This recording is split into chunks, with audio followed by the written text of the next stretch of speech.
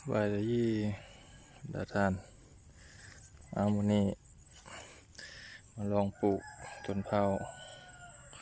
หอมนำกันน้องเบิ่งจะถือวิธีคือเพิ่นปลูกบ่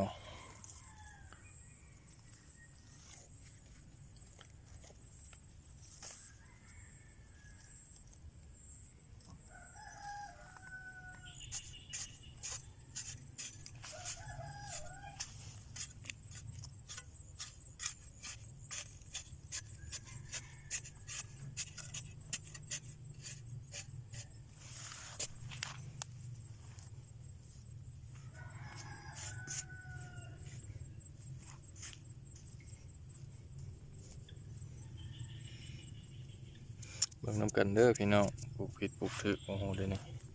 ลองเบิ่งตัดตามเพิ่นได้นี่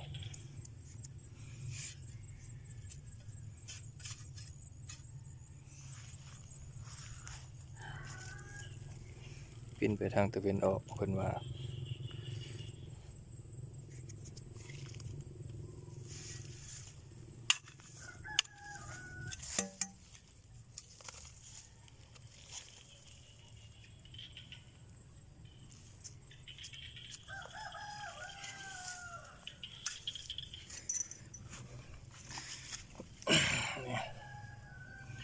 นี่กลุ่มที่3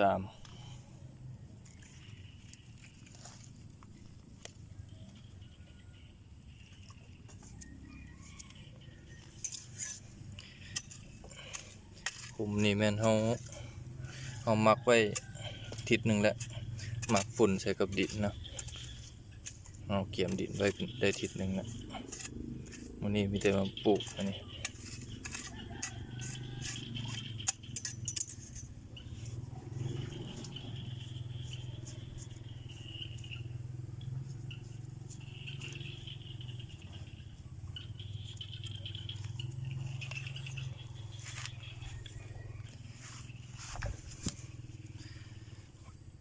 นี่กลุ่มที่4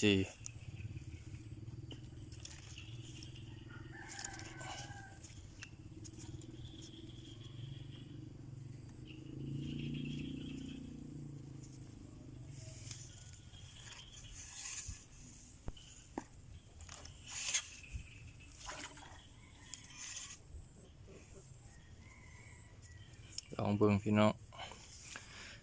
จะได้กินน้ำเพิ่นบ่กลุ่มที่5กลุ่มที่5